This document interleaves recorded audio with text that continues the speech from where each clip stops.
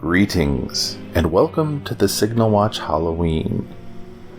In this season of chills and thrills, we're watching Keystone films from two studios who didn't just make their monsters part of cinema history, but released films that wove their characters into the nightmares and popular imagination of the last 90 years. Join us in a Halloween spooktacular as we talk the classic monster movies of Universal and Hammer Studios. Enter the crypt, and each week we'll uncover the most iconic characters of horror cinema. So let's talk about the monsters that make Halloween good, creepy fun. To a new world of gods and monsters.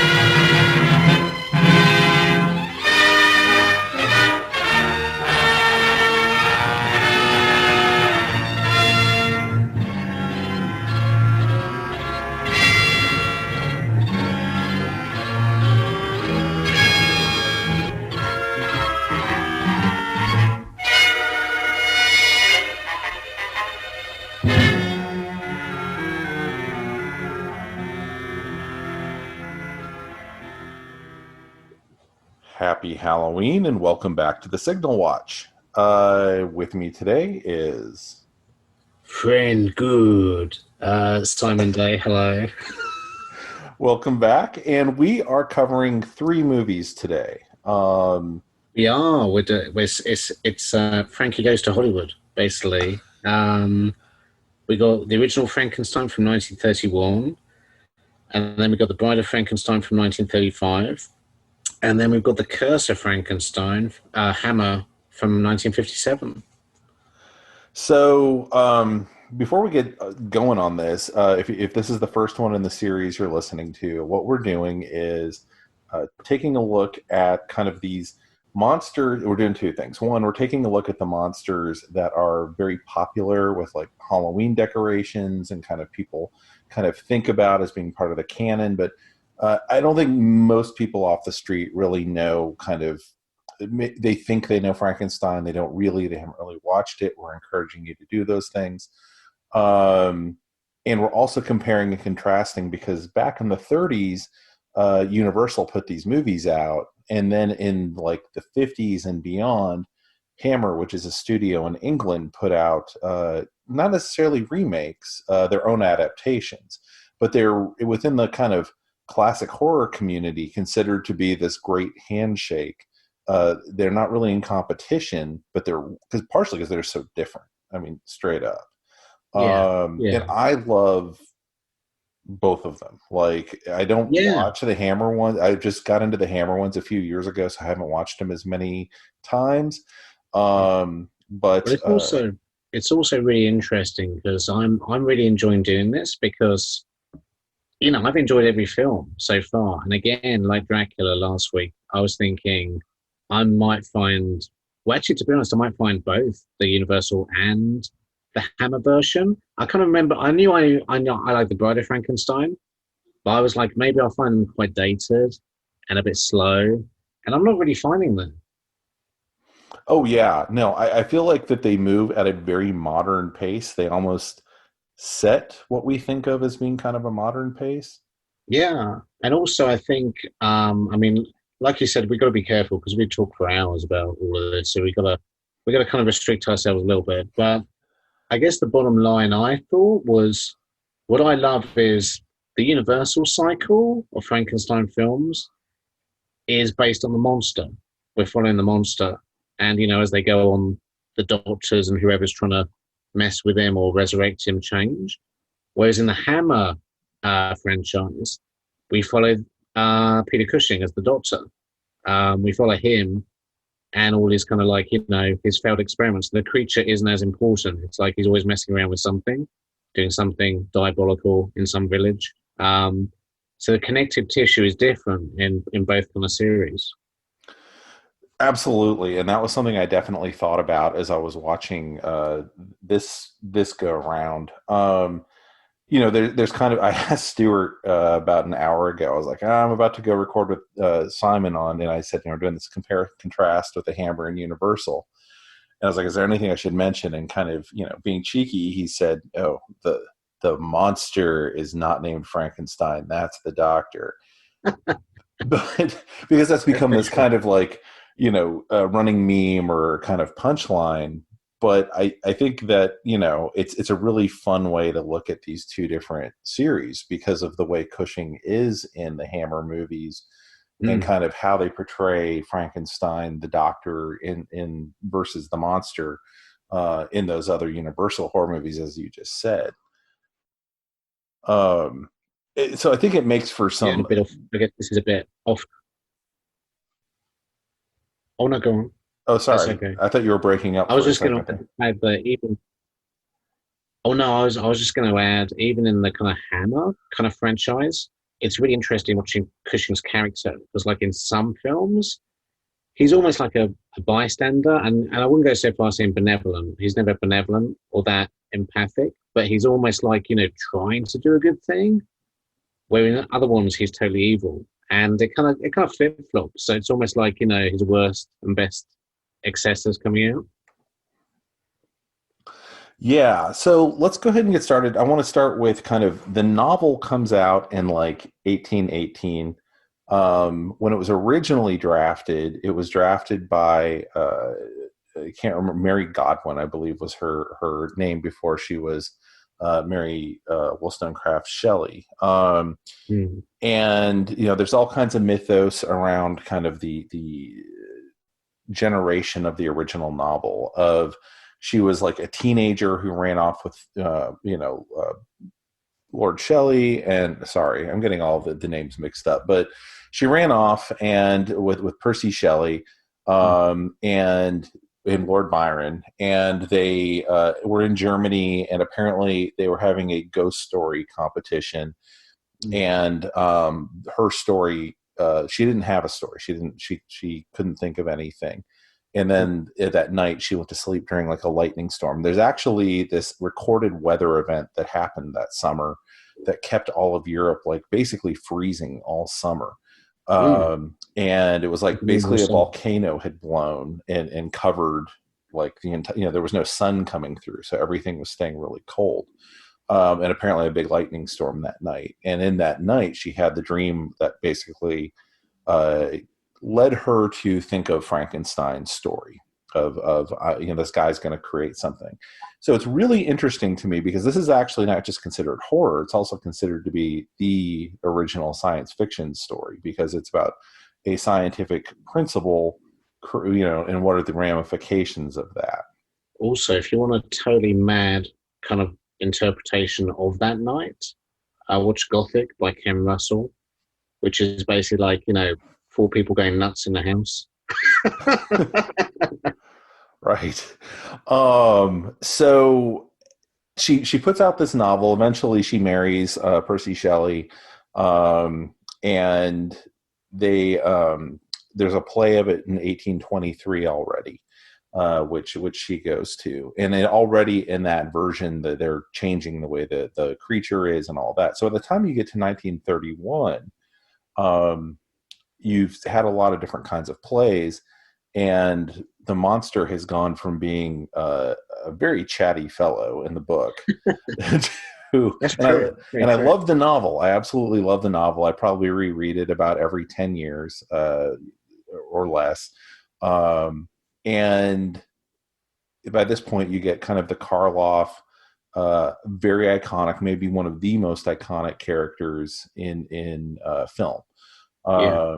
and this thing that's just like translated all over the place, and people got to Karloff had made tons and tons of movies in 1931 alone. I Yeah. think he made something like 12 movies. This was just one more thing he was doing that year, and after this his whole life changed, of course. Oh, yeah. Well, it's interesting how, between the first Frankenstein, it's like, Boris Karloff was the creature. And then by Bride, it's like Karloff in big writing, and then and in tiny writing, Colin Clive and some other people. That kind of shows the impact of it. So in the opening credits of the 31, they have a question mark of like, because they this is 31, so they still have the credits at the beginning of the film, and it's like, Colin Clive's going to play, Henry Frankenstein. He's not Victor in this for some reason. Yeah. And who's playing Elizabeth, blah blah blah. And His but there's friend just is his friend is confusingly called Victor, the guy who's a real wet blanket who doesn't really do much. it's mind-boggling. I cannot figure out what they were thinking, because his friend is Henry in the novel. Yeah. And it was like someone messed that up in like transcribing it, and they're just like, good enough. Anyone got a copy of Frankenstein around? No, I'm not going to look for one. Just keep writing.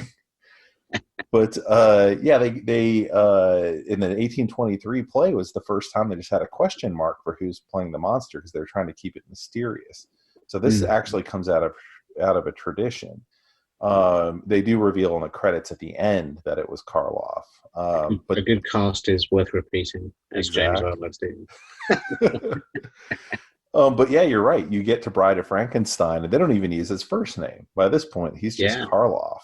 So. Oh yeah, he's the governor by then, and he went on to play it again, I think, in Son of Frankenstein after this.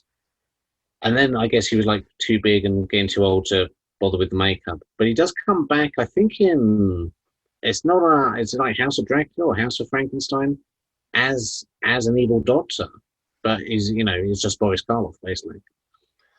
Yeah.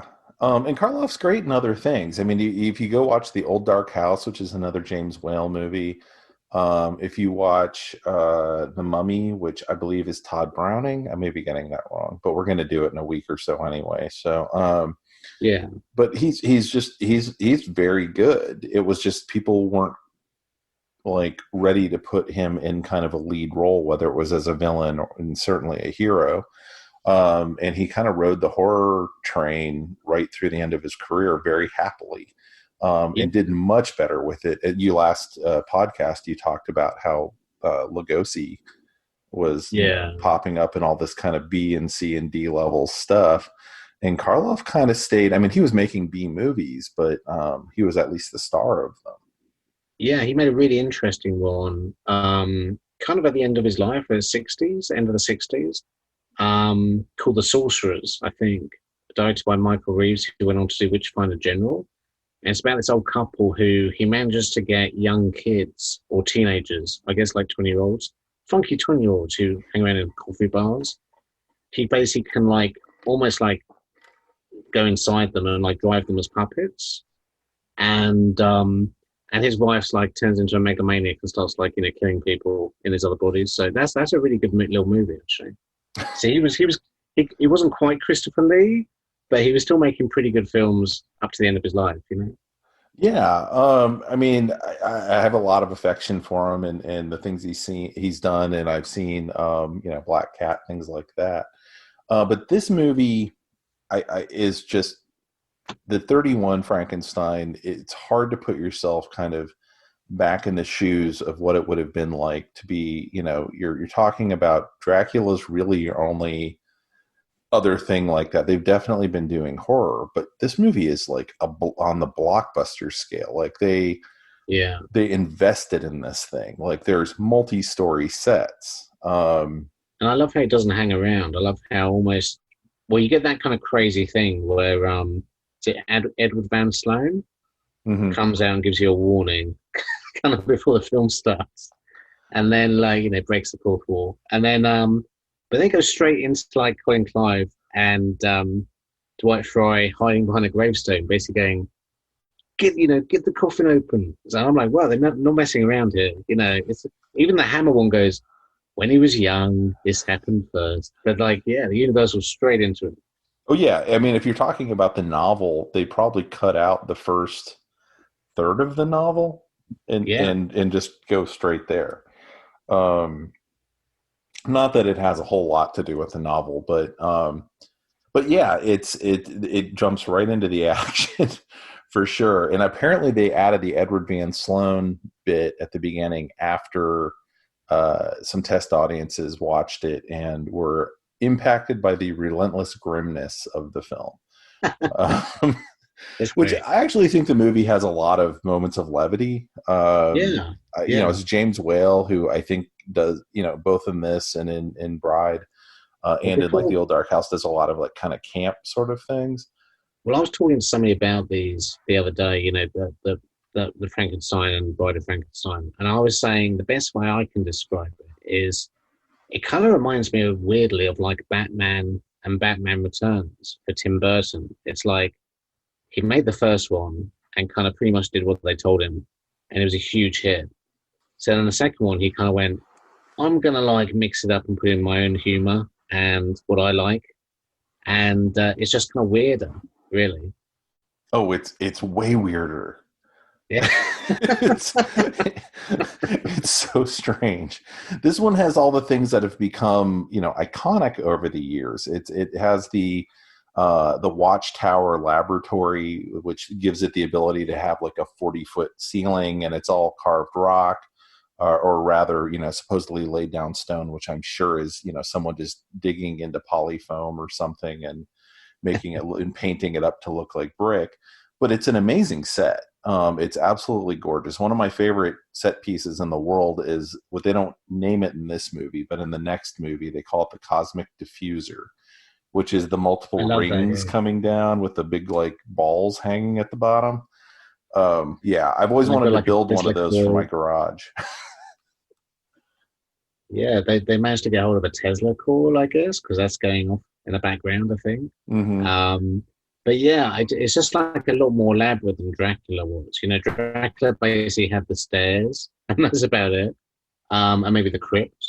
But this has got like, straight off the bat, it's got like, the castle and the windmill at the end, which is kind of great. Which kind of made me think, did they kind of steal that in Army of Darkness? Did kind of like Sam Raimi, was that his little homage to that? I don't know.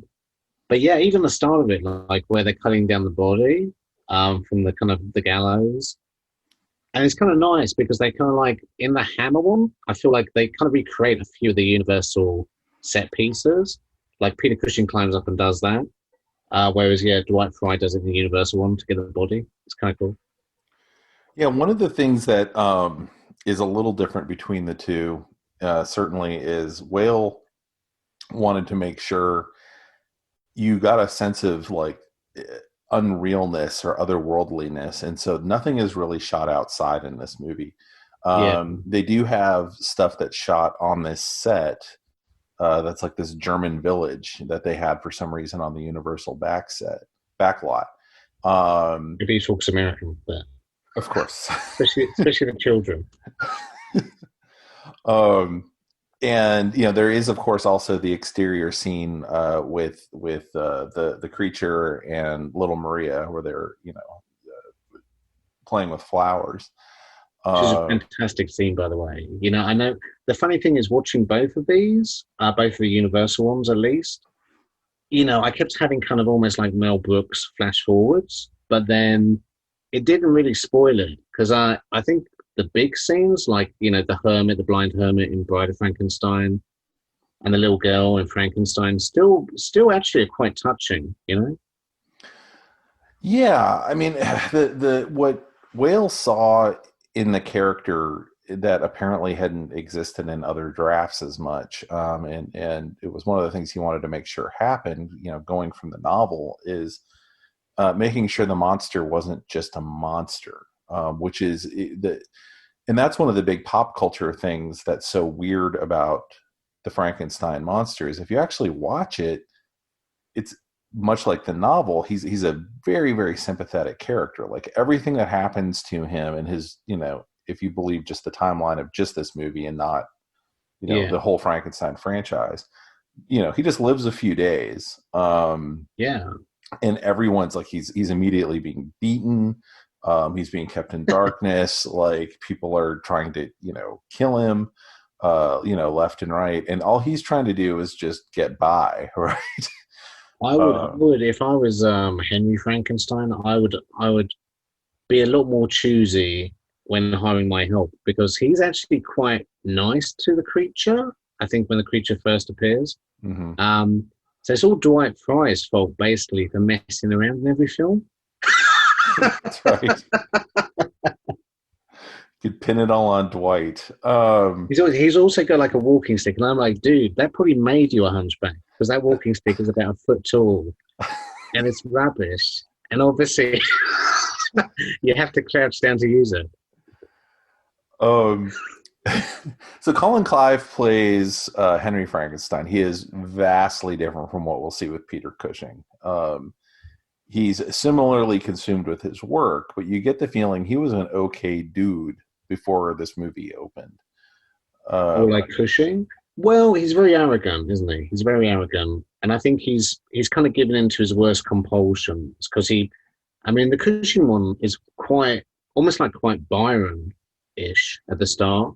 And I love how he nearly strangles the vicar, and then towards the end he goes, "Paul, you must help me," and then almost strangles him as well. And I'm like, you're not really making a good case for yourself there.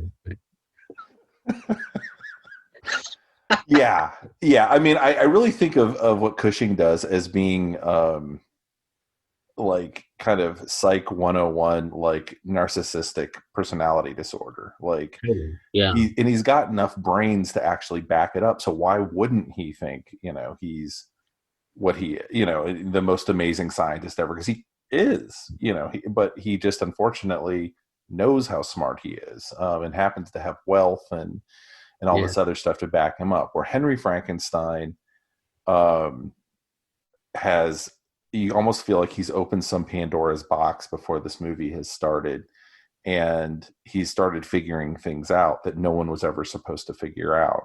And he It's gets also I think Colin Clive, who was an alcoholic in real life and died very young. I think very soon after Bride of Frankenstein. I think he kind of has a hysterical quality to him, and he almost plays it like a kind of drug addict. Like he mm-hmm. can't kind of give this up. Yeah, which I'm sure was purposeful. I'm sure James Whale kind of pushed that.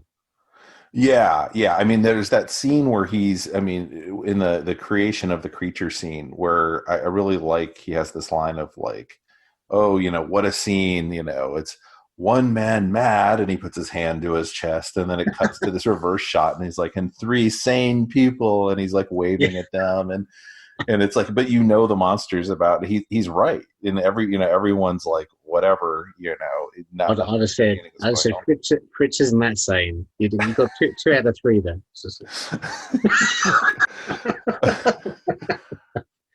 But yeah, so you have the amazing sequence of the kind of the birth of Frankenstein, which is, again, this iconic scene that has been imitated endlessly. It pops up in like Halloween candy commercials, here and there, but nothing beats the original. If you even can just go find it on YouTube, I highly recommend going and doing so. Yeah. And the great thing is you get to Bride of Frankenstein, and they kind of even one up it there. Yeah, I mean, before we jump on, can I just mention I was very impressed with Karloff at the end of Frankenstein in the windmill Mm-hmm. because he kind of starts screaming, and he kind of sounds like a kind of wounded animal or trapped animal, and I'm like, man, that's actually very sympathetic, not just very sympathetic, but like that's a really kind of interesting, cool choice as an actor because he could have just bashed around and thrown things, but he's actually like acting like a scared child, which I think a lot of children did empathize with this at the time because it is kind of like I guess like I don't know, like an 8-year-old or something who's basically doesn't understand stuff or is confused. Yeah. And I remember we had to read the book in ninth grade English. That's my freshman year. And I remember my English teacher, who was very, very good, Ms. Fort, saying, what do you think would have been different if, Henry Frankenstein or Victor Frankenstein had not turned from the monster in those first moments? If he hadn't decided, he'd done something horrible and wrong, and Yeah, he'd led him through and given him kind of, this hug. a hug. Yeah. And I, it's in Well, I yeah, go ahead. it's, it's interesting as well though because like I feel like they kind of put a lot of emphasis on the brain because obviously, they send Fritz off. It's not Igor. It's actually Fritz in this one, Carl in Bride, and then I think he evolves into a Igor by the third one. But yeah, they send him off to get the brain. Big mistake, right? Because he's an idiot. So Right, right. he's got two choices: autistic genius brain or psychotic abnormal brain. And actually, to give him credit, he drops the first one. So he's trying to make the best out of a bad job. But they bring it back, and it's funny because Frankenstein goes, "You idiot," and starts slapping around. But then he goes, "But it doesn't really matter. It's only like dead flesh." And I'm like, "Well, make up your mind here. You can't have both, really." Yeah, I mean, I think he actually, in a way, he was probably right on the second part of it. Other than maybe the brain never had the capacity to. But I mean, we could speculate all day about what happened there because they don't really ever play with it again. And I think it's in the Yeah. fourth movie because Igor survives from Son of Frankenstein into whatever the fourth movie is. And Oh at yeah, the they put his brain in, didn't they? they put his brain into the, so by the time you get to like the fifth movie, I'm like, I don't even know what Who he is? monster is what, like, or what's going on. I don't really take those movies, very seriously, or I don't really understand what they're trying to do anymore. But and I remember reading a book as a kid that kind of described what happened to Frankenstein's monster from movie to movie, and just being like, I'm lost. Like I don't understand like Yeah. what's going on with this. And it's not any better when you try and watch the movies back to back. They get pretty wackadoodle as you get further out. I know Lugosi was first choice, and actually they did some makeup tests, and they weren't working out. But also he got annoyed because he wanted to play it. It was a totally different script. It was very the creature talked a lot, and the creature was blind and very different. And I think they kept cutting stuff away. And he was like, I'm a big star in my homeland. I'm not just playing a scarecrow over here." So he went off at the same time Well came in. But it's funny that later he played Igor in a couple of films, and then he finally played the creature down the line. Um, Oh, yeah, that was definitely his anything for a paycheck era. But yeah, yeah, um, but yeah, I mean, it's there's things that end up mirroring between this and come from the novel and kind of pop into the Hammer movie as well. Of We haven't talked much about Elizabeth in this yet, but yeah, in the novel, she's a kind of foundling, I want to say, who's like raised with the family, but she and Victor have always been in love, one of these things. And in this, they don't really ever get into like, who she is other than that she's his fiance.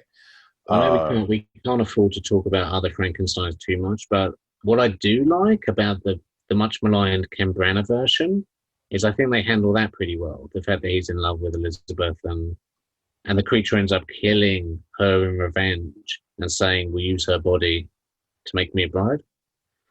yeah, I mean, and that's closer with the novel. I mean, that's in the novel, the monster kills his brother, and they Mm, blame Justine, who is in the Hammer movie, as yeah, the servant. Um, The naughty French servants. That's it. yeah. And then he ends up chasing the monster across the wasteland after he's killed Elizabeth on their wedding night, which is Yeah, they kind of munged some things in the Brana version. But I do like that, she's almost like psychic, like, which they never really yeah, get into. Like she's like having premonitions, and she has them in both movies. Like it gets really vivid in the second movie. yeah. And it's weird that they don't ever really go that much past it. It's like, well, maybe everyone should just listen to Elizabeth. She seems to be tuned into what's going on here better than any of you. I mean, Oh, she's it's a shame they couldn't get the same actress as well from the first one because I think she was sick. So mhm. the second one, I think like Colin Clive, to be honest, gets a bit sidelined in the second movie because there's so many other big characters around. Yeah. So, Bride of Frankenstein, I will also be blunt and say is probably one of my favorite movies, like top three. I would say it's in my top 20. Yeah. Yeah, and I probably watch it like maybe even twice a year. So, Mm. if I catch it on cable, and I always have kind of a scheduled Halloween screening of it, um, it's just so weird. It, and it has. And I always say to people, it's got everything. Uh, It literally does have everything, actually. It has little people in jars and goodness knows what. yeah, it starts immediately at the end of Frankenstein. It's 4 years later, but So they this, pick up during the final sequence of Frankenstein. I was going to say this was interesting because it reminded me a bit like Sam Raimi's Evil Dead, how they kind of retcon the ending of the previous film.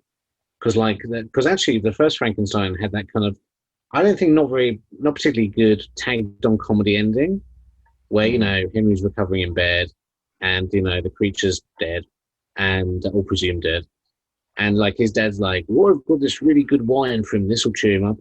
Mind you, it's so good, I better drink it." And we're like, "Wah wah wah." And then you go into Bride of Frankenstein, and they really stretch out the fact that Henry's dead for about 20 minutes, or it feels like 20 minutes, maybe 10 minutes, until it's like, "Oh no, he's twitching."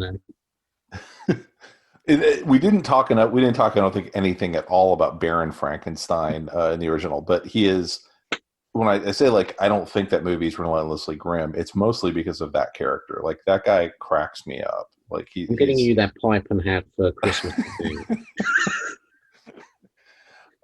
and I don't know, like, and it's just so like in tune with when you get to Bride of Frankenstein. Then you have the Burgomeister who's been recast, and then you have Yeah. Una O'Connor thrown in, so you get like twice the like daffy, sideline characters who are gonna comment sort of for you as you go through the movie. I mean, Una O'Connor, I like, but to be honest, watching this, I was like, thank God she disappears in the last third. Because she can't just walk down the stairs and open the door. She's got to do a whole routine. A little Una O'Connor goes a long way. That's absolutely true. Um, But in this one, the monster has survived the fiery windmill, because we find out there was a cistern below it and below the windmill, and he hid out there. He's all torched up, but now he's Mm. rampaging across the wilderness. And while this is going on, uh, Henry Frankenstein is visited by Doctor Pretorius. which is Pretorius. which is a great character. Oh, yeah, he's part of why I love the movie so much. Like he's um Sinister clearly, old homosexual man.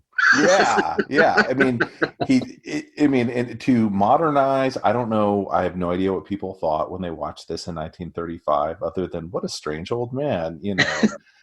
But it's like so clear the coding that is baked into this movie. And kind of going back to the 31 Frankenstein, you never see the only woman who appears in it really. There's some servants and whatnot, but it is Elizabeth. Um, Yeah. there's no mothers. You never No. see Elizabeth's mother. Henry's mother's never even really mentioned, other than, oh, I put these flowers on her head when we got married. Yeah. Um, There's a bunch of and maids. There's a bunch of maids hanging around. That's about it. Yeah, so there's this whole idea of just kind of fathers being everywhere, and between Henry being the kind of the father, and Edward Van Sloan it kind of being this kind of father figure. But there's Edward Van Sloan does a very stupid thing though. He's a bit like Jonathan Harker in The Hammer Dracula, where it's like, dude, if you're going to do an autopsy on a monster, get on with it. Don't keep polishing your tools and wasting time. exactly. And also just look at the notes of how he put them together and reverse that. That's your Yeah, autopsy. there you go. Um, but he but yeah, so you get into this movie and you bring in Dr. Pretorius, who's also trying to create life. And there's different theoretical readings. This is actually one thing Stuart had said to me was, make sure you talk about this. And luckily I'd heard it before, so I didn't have to ask him too many questions. But there's definitely a reading of this of these two outcast outsider sort of characters, and you can certainly read Pretorius as being uh, as out and gay as you can be in 1935. And then Mm. whatever is going on with Henry Frankenstein being, an addict and kind of, not in control of himself. Yeah. And this kind of alchemy that Pretorius, represents, and he's already been generating, and it sounds like from his own sperm, Well, I these. have to say, this is where it jumps from science fiction to fantasy pretty quickly, I think, once you get into his lab. Oh yeah, yeah. I mean, it's old school alchemy, right? You can imagine the like cauldrons boiling around him. He's even has the on the little alchemist cap as he's produces these little bottles. And if you've not seen the movie and you don't know what I'm talking about, he pulls out a case that's about the size of like a small Foot Locker and puts like these like jars like the size of like a big mason jar on the table, and inside each one is a tiny person, and it's an amazing effect. It totally holds up. Yeah. I've heard how they did it a number of times, and I still can't get my head around it, because the visual of it should not work as well as it does, and the special effect totally holds up, where you can see like Pretorius moving around in the back, but you can also see these tiny people, and there's no seams, there's no you No kind of can't really mad see the. lines. Really. Yeah, yeah. In fact, actually, they're great. There was kind of like a problem with, at least on my copy, with the effects right at the end with Frankenstein, with the creature climbing up the top of the castle Oh with yeah, the yeah. lightning striking it. I know what you're talking Um, about. Yeah, he kind of disappears for a moment, but yeah, the small people are brilliant, and how they jump out of the jars and run around. yeah. And so there's this kind of seduction then back of Henry, who's just sworn to Elizabeth. I'm done with all that. It's just going to be making babies and being rich, and she has this like vision of like, I see death coming, I see death coming, and then it's like, hey, I'm Dr. Pretorius, shows up at the door. Um, and And he immediately doesn't like her. Well, but right. he immediately doesn't like her, which is kind of funny. They're kind of hitting distance. um, yeah, and he's anyway, he's just totally catty and hilarious, and keeps repeating the various things that are his only vice. Gin, it's my only vice. Everything My he advice. keeps. And he invented the phone. Sorry, I missed that. I'm sorry. Oh, and he invented the phone, apparently. This is my electrical listening device. Yeah, the time frame these take place in is super weird. So all three of these Frankenstein movies have a framing device. The first one has the kind of Edward Van Sloan, intro. This one has this bizarro thing with Mary Shelley. Yeah. Oh no, what you saw in the last movie is just the first book. Then the second book, this is what's about to happen. I'm already working on the sequel. And most people don't realize, even though it's pretty obvious, that's also Elsa Lanchester, who then plays the bride at the end. Yeah, he was married to Charles Lawson, I Mhm. believe. Yep. And they'd come to Hollywood and he had big success. And she hadn't really managed to get anywhere until this, I think.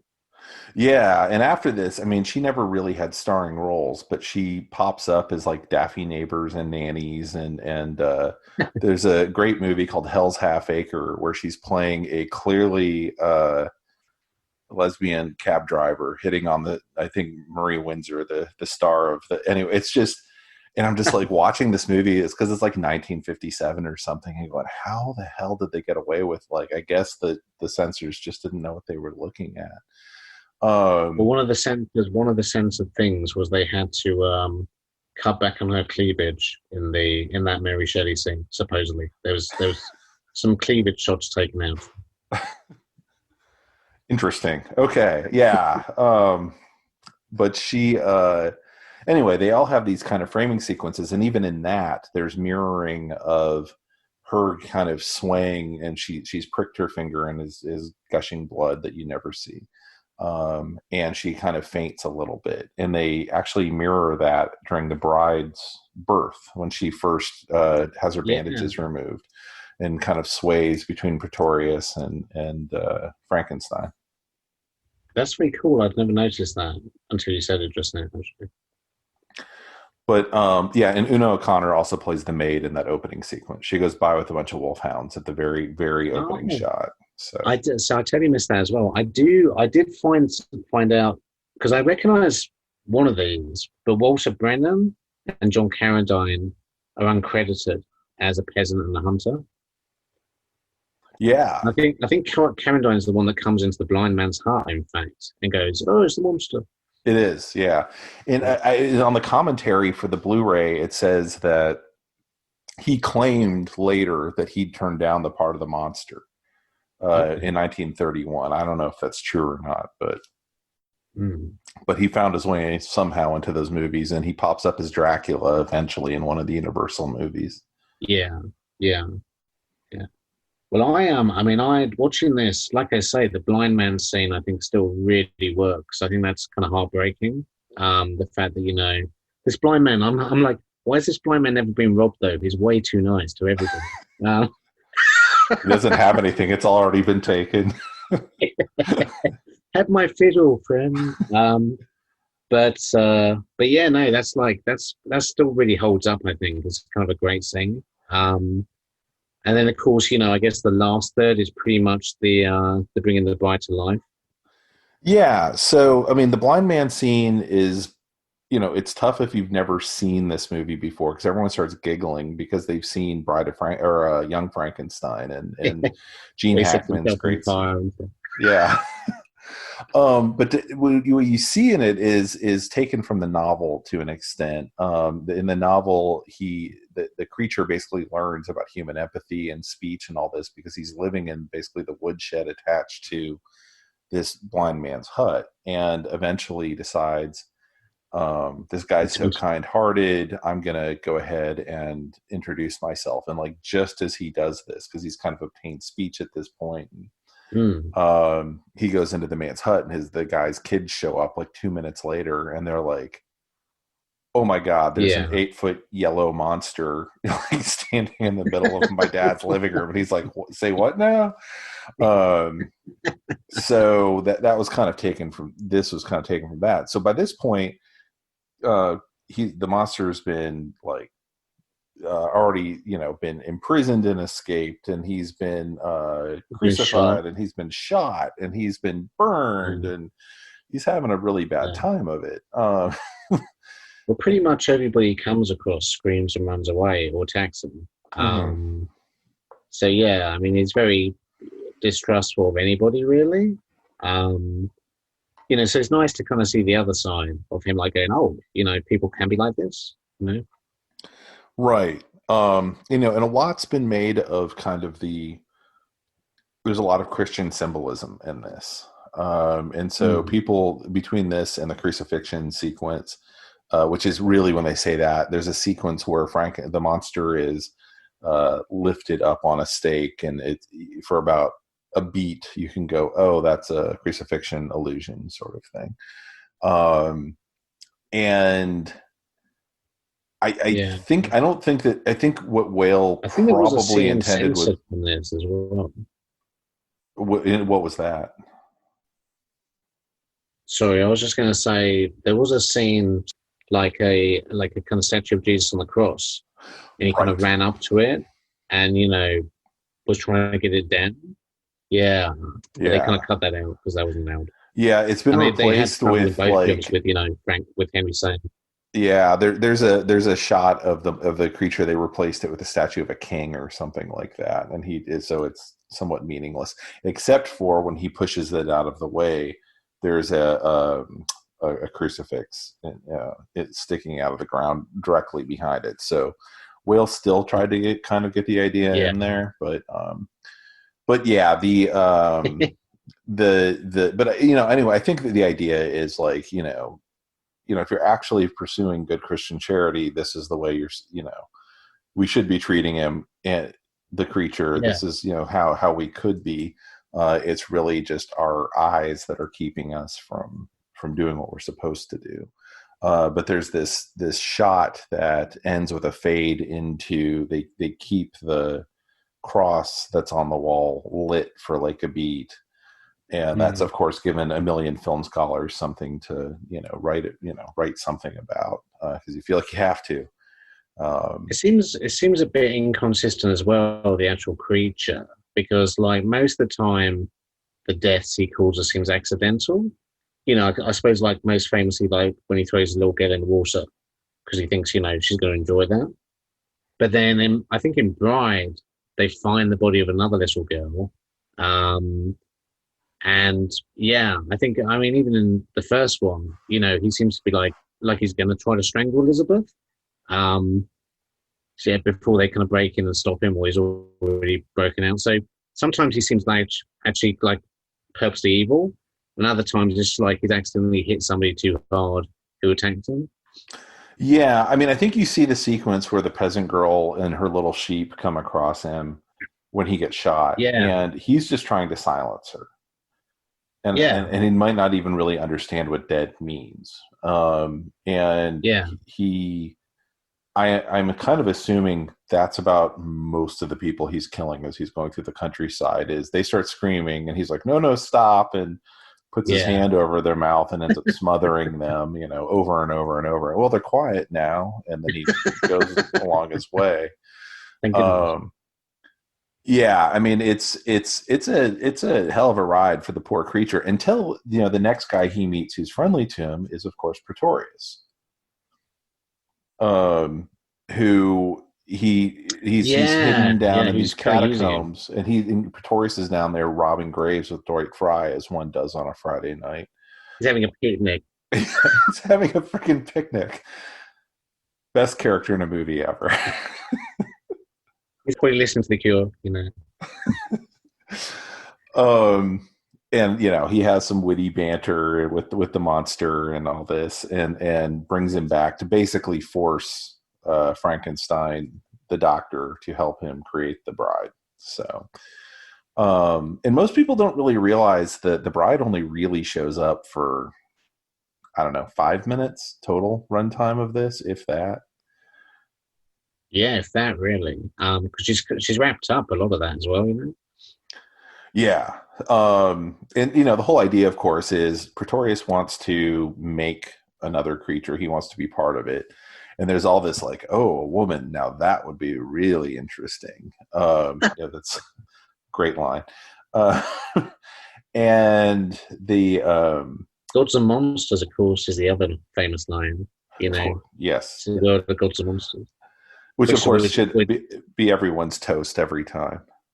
and of course we've got to do a shout out for the Bill Condon film with Ian McKellen, Um, which we both love. Yeah. mhm. um, which actually I think I still have your copy, by the way. I'll Yeah. return it in the future. Um,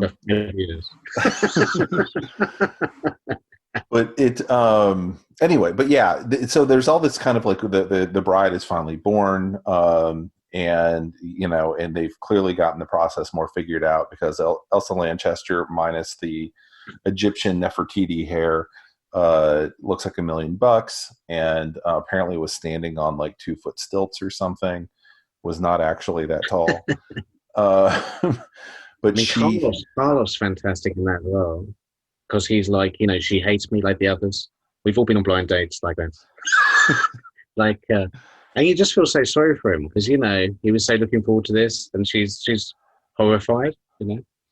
Yeah, and there's some deep commentary, like, all these guys with all of their plans, and they're all planning, like, we're going to try and control this person. And at the end of the day, she has her own mind. She's only been around for all of about 30 seconds, but she's just like, like, I'm not putting up with any of this. Uh, and I think that it's a great bit of insight that you weren't going to necessarily get from, Whale was kind of famously openly gay in Hollywood, and wasn't necessarily going to look to women being interesting if they're demure, or and wasn't necessarily going to look at them in the same sexual way.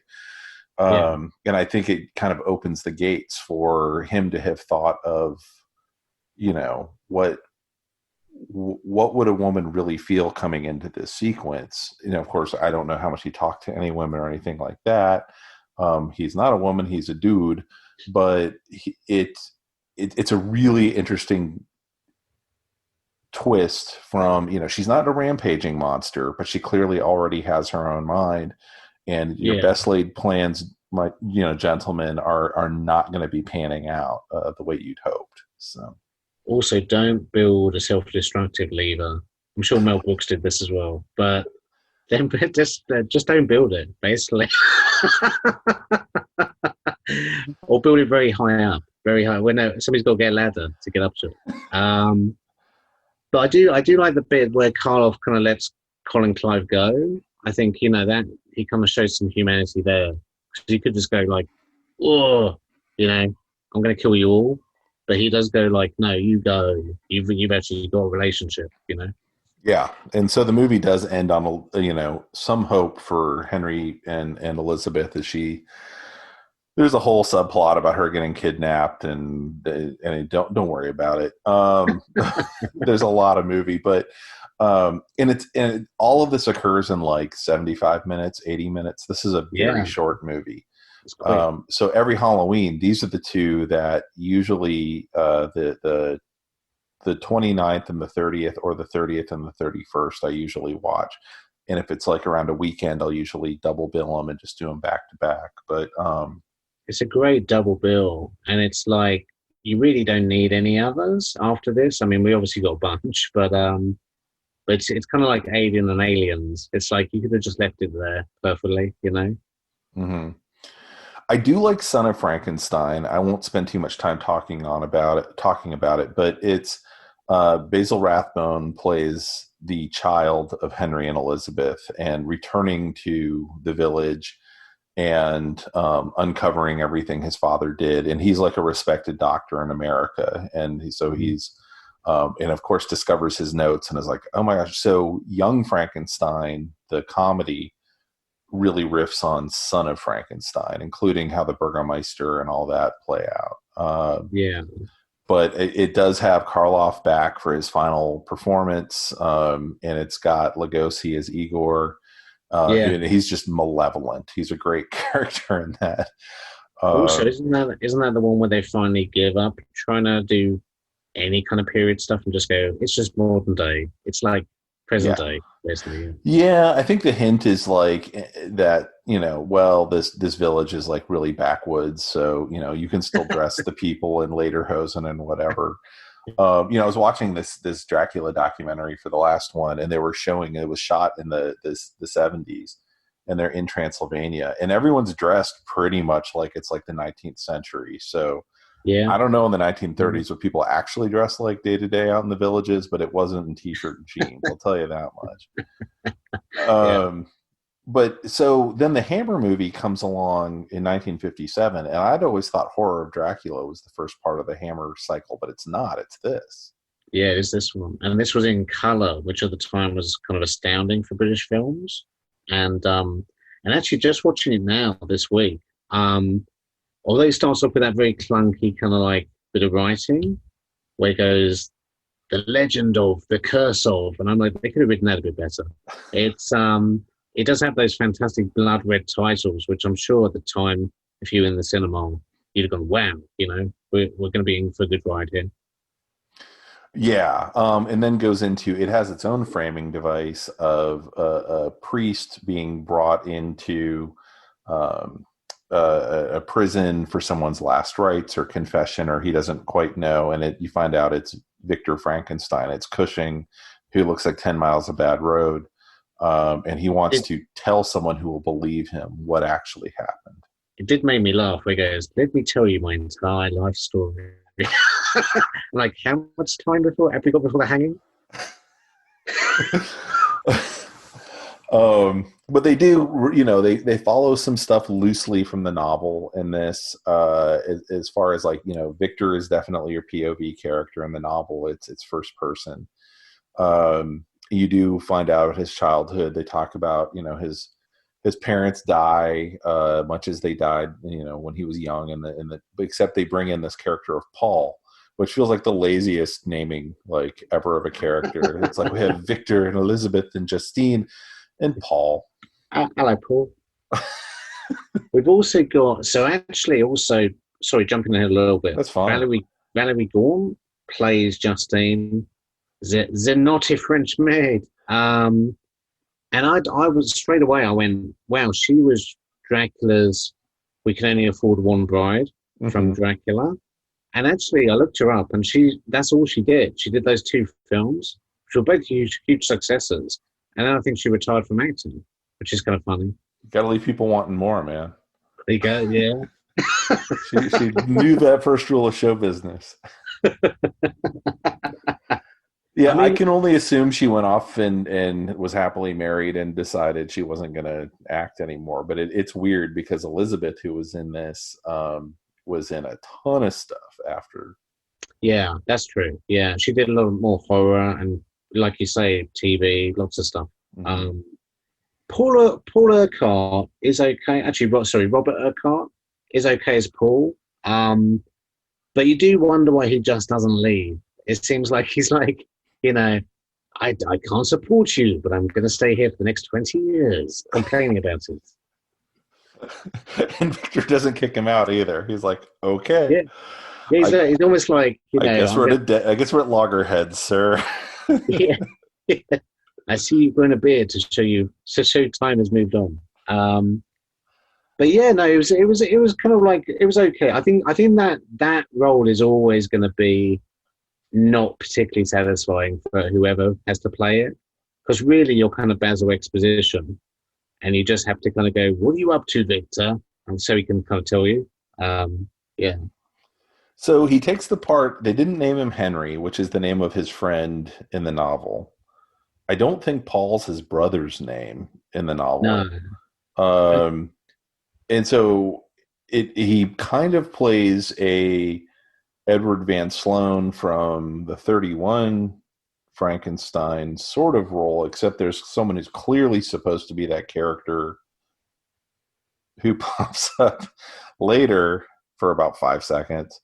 But Cushing is freaking dynamite in this. Like, he's so good. And he's kind of like weirdly charming, even though he's clearly a sociopath, which I guess is the kind of definition of a sociopath. But I've actually got stuck on my fridge a little postcard of him eating his toast and saying, "Pass the marmalade, I've harmed nobody." And in the background is Christopher Lee hanging from a noose. Which I think sums it up, because it's like there's such a dry English humor in this, where he'll do something horrible or terrible, and then he'll literally say, the next scene is like, "Pass the marmalade." Yeah, I mean, it's, and he really is the monster in this. I mean, you can't get around that. I mean, the creature is made. It's Christopher Lee is eventually, like, I don't know, 2/3 of the way through the movie, finally shows up. Yeah, and he doesn't really have any character. He's just a brute. Mm-hmm. He doesn't really emote. I mean, again, we have the, whoops, I've damaged my brain scene. But I love how Peter Cushing goes, "You ruined it." And then he takes the glass out and still uses it. It's like, dude, it's bad. You shouldn't be doing it. But yeah, Christopher Lee is great, but he doesn't really have all the personality stuff to do that Karloff did. Which is, I mean, as good as Lee is, it's a little bit of a shame. I mean, he's 6'4" or whatever Christopher Lee was. Yeah. So they're able to use that. I mean, Cushing's not short, but he's he clearly towers over him. But yeah, I mean, Cushing it kind of goes on this. Speaking about that though, just briefly, I want to say I was looking at Karloff's boots in the two movies, and he's wearing massive like heels, like stacked up. And I'm Oh like, yeah. did Henry design those boots just to make it look cooler? I don't know. I have a dream for you, and it's to play bass for Kiss. I want to bring back a dead body and put him in platforms. Yeah, yeah. I mean, Karloff wasn't quite tall enough for what they were trying to do, so they did what they did. But including trying to make his arms look longer by giving him short sleeves on his suit coat and all that. But Christopher Lee, they dress in like this weird black like pea coat or something, which he Yeah. thinks to put on before rampaging across England. I guess, which I guess is a good. Well, isn't he a robber or a smuggler they found? Yeah, but they wouldn't have had the clothes on him when he was like sitting in the tank. That's true. That's very true. Yeah. Because I remember years ago reading they weren't allowed to use any of the lab um, or any of the design at Universal. And Universal were like very strict about that and said, if we see anything we recognize, we're basically going to sue you. So Hammer had to go totally the other way. And they kind of said they tried to make him look like almost like a car accident victim. I mean, in some ways, he's visibly closer to what's in the novel. Yeah. I mean, he's his skin is not a natural color. He looks cadaverous, in a very different way from how, Karloff in the first movie in particular looks like he's been laid out in the sun too long or something. um, but yeah, it's a good legit cool look, and I've seen a lot of different ones over the years, and I think that these two are amongst the best. But yeah, I just kind of laughed when he emerges naked from a tank. He has to have, but he's like managed to put on his socks and shoes, and he's rampaging across England. But yeah, this one does take place kind of in the right period. It takes place clearly at the beginning of the 19th century from the way Yeah. everyone's dressed, kind of the manners and the customs. His cousin Elizabeth, who is, what is that actress's name? Do you have it written down? Oh, no, I don't think I do actually. I think you've got Justine down. Was it Hazel? Hazel something, maybe?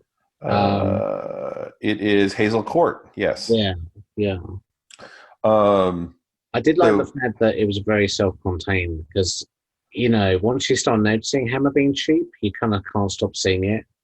And I'm like, so no villagers are interested in what's going on in her pit. There's like no villagers. It's basically just Victor and Paul going like, stop what you're doing. I won't. Look, he's on the roof. Quick, let's get him off. but they did have some interesting matte shots in it, Yeah, which they were that's an effect. And they, when the first shot of the thing is this priest riding into a Swiss mountain town, which yeah. clearly is not like central England. Oh, yeah. And that it looks really good. And then there's a shot during the funeral where it's both matted tombstones and the mountains in the background, and I was like, man, that really still works. That Yeah. those are some excellent effects. And I guess that's where they were putting their money, instead of like Hammer deciding they needed to build an entire German village on a back lot somewhere. Well, no Hunchback assistant either, I guess. Um, just Yeah. Paul. I mean, but pretty much Frankenstein did it all by himself. So Yeah, yeah. Which in the novel, Frankenstein did everything. There is no assistant. He's just a young, overdriven dude. Which it's also an interesting casting, because at this point Cushing's like 45, I'd guess, something like yeah, that. he looks good for his age, I think. Mm-hmm. And they they try and yeah, I think young him up a little bit, but not too much. They more or less just say, nope, these dudes have been working together this long that. Yeah, 20 years probably. Mhm. Yeah. Um, I do find I love the scene where he invites around the eminent professor with the great brain, and he goes, "Come and look at my painting at the top of the stairs." And he goes, look out," and shoves him over the banister. Just Back stand there. up a little bit. It looks way better. Yeah, A whole foot back. bit further, bit further. Um, and of course, they do play around with some of the Universal stuff. Like they do have the blind men in there, But they actually play it differently. Yeah, a lot differently. They play it like, basically this guy's out, I guess, with his daughter collecting mushrooms or whatever. And yeah, the creature just scares him and then kind of kills him. Yeah, yeah. And not a whole lot of commentary on that either after the fact. We just know that the creature's just kind of this machine-like brute that's, as you said, and he's not so much like looking for human affection or anything like that. He just seems like he has no idea what's going on from moment to moment. Well, it's funny saying this about something from the 1950s, but I felt it was almost quite punk, this film, because, I mean, just the end of it, where, Lee's like set on fire and he falls through a window straight into an acid bath and just like dissolves. And I'm like, whoa, there you go. And that's the evidence gone. So nobody's going to believe Victor now as well. And it's just, yeah, it's very rough and ready, very kind of nasty. I mean, it must have been incredibly nasty back then. It must have been like Tarantino back then, Yeah, I mean, it I don't know what the definition of horror was in England in this era. They didn't necessarily go for playing with German expressionism and playing with like what all the things they're doing with the black and white film. They went for color, and it got even punchier with it than in Dracula. Mm. Um, but the ideas are certainly right there, and just the way that Victor in this movie talks about other people and kind of what his ambitions are and all of that is really where the horror is coming in, and stuff like, and he's so cold and calculating about it, him like just dropping a pair of hands on the table like, look what I've got. So yeah, I can only imagine how that played, and then having that ending then where you do have kind of this karmic ending of him Yeah, him being trapped with no one ever knowing about the genius thing he has done. yeah, There might be a lab up there, but who knows what was going on. I do, by the way, love the design of this lab too, in a very different way. I think is yeah. probably closer to, I love the cinematic lab of clearly of the 31 Frankenstein and Bride, but this I think, one feels much more to me how I envisioned it when I was reading the novel. yeah, It's it was got all the interesting. alchemical tubes and chemicals boiling and all that, as well as the electrical stuff going. Well, it's interesting how in the Branagh version they seem to kind of mash up both of them because I remember there being lots of fluids in that, and I think he was in a tank still, but then they had the electricity coming down as well. Um, so yeah, it was kind of like it. I mean, I really enjoyed it.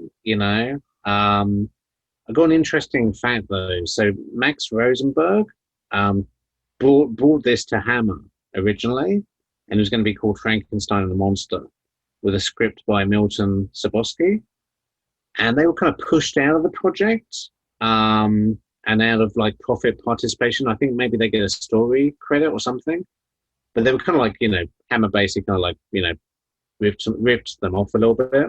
And they went off in a kind of like a bad mood and formed Amicus Productions as a kind of response. And then, of course, Amicus started making all of our favorite, short story collections like The House That Dripped Blood and whatever. Right, Um, right. so maybe if Hammer had been nice to them, we wouldn't have got Amicus. So that's good.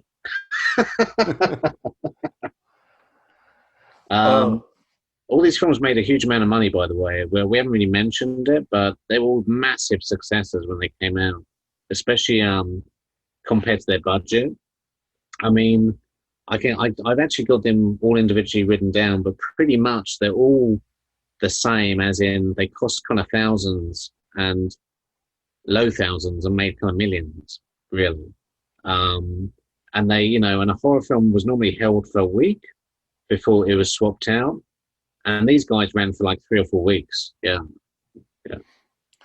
yeah. I mean, Frankenstein is one of those movies that you can find pictures of just massive crowds in front of the doors back from 31, and then again at Bride of Frankenstein when that opened. Um, I did read a little bit about how much the 31 Frankenstein had made, and it had done very, very well on its initial release, and then it had subsequent re-releases over the years, and every time it was just like printing money for Universal. Yeah. So I think it um, saved the studio, didn't it? Didn't this and Dracula save Universal? Because I think they were kind of going bankrupt. I don't know about that, but I do know the only thing I do know. I'm not saying that it didn't. I don't genuinely don't know. What I do know is the actual owner of the studio, Carl Laemmle, um, did not want to make either of these movies. He thought movies were supposed to be an entertainment, and he thought Mm. that these were dark and grim and it had no place existing, basically. And his son was the one who pushed these, and he basically did, both of them as a favor to his son, and was like, "Well, Junior's apparently the genius in the family, so let's give him a little more rope to go do whatever he wants to go do." So, Yeah, yeah, and I guess they carried them through for the next 10 years at least, or mhm. 15 years, both Hammer and Universal, um, until they kind of petered out. Um, yeah, I haven't really got anything else to say. I totally recommend all of these. Mhm. Um, and if you enjoy these, I'd say go and check out the other sequels. I mean, the Hammer ones, like I say, are very, very good. I think that the quality of the Hammer Frankenstein's held up a bit higher than the Hammer Draculas. And yeah, they're just good fun. But these films are all excellent, I think. Yeah, and I think that I do enjoy a good horror movie, and I think that horror always works really well, much like sci-fi is a good allegory. And I think that these movies in particular, because of what they're playing with, as far as not just like, oh, there's a malevolent force in Dracula, or man, it sucks to be cursed, like in The Wolf Man or something. Um, there's like real themes here of like what ambition means, and what it means to push boundaries correctly and incorrectly, Yeah, what it means to treat other people well, if you talk about Bride of Frankenstein, what it means to make assumptions around women. I mean, and don't so there's just don't so much to dig into in these movies, and they're none of them are very long, but they just feel dense when you're watching and most importantly, don't hire an idiot as your dog's body. them. And make sure when you are stealing brains not to drop anything. Or if you do, own up to it. Own up to Yes, it. yes, yeah. Be a good henchman. I just love how much fun Dwight Fry is having. He's getting slowly madder each film I see him in, actually. So I don't know where he's going to end. Probably in prison. Um, Oh, I do like in Bride of Frankenstein. They were just like, "This isn't worth it. Let's just go tell the authorities what we're up to." And they do end up yeah, getting bumped off. and he's got his crazy haircut and his leg braces, and it's brilliant. It's brilliant. Um, yeah, well, like I said, I can't think of anything else to say. I totally recommend all these. It was great, great fun, and check out maybe some other. I mean, I guess the other Frankenstein, maybe Ken Branagh's version. I mean, like you said last week with the Draculas, there's been hundreds and hundreds of different versions, all varying Yes. qualities.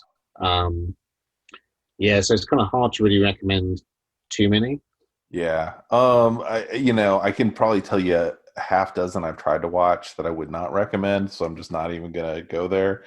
Yeah. Maybe we can talk about The Bride on some other podcast someday. And the Uh, Bride, of course, led on as, basically as a kind of like, I guess, like, holding up, for like Bride of Chucky and Bride of Reanimator mhm. and a lot of films from the 80s that have kind of like well, not so much spoofed that a little bit, but I guess tipped their hat to it. Yeah, yeah. I mean, right up to and including Frankenhooker, which is a hell of a movie if you've never I seen it. thought that I was thinking of that. All right, everybody. I think Frankenhooker is as good a place as any to probably wrap this up. So we wish you a happy Halloween, and we'll be back soon. Happy Halloween.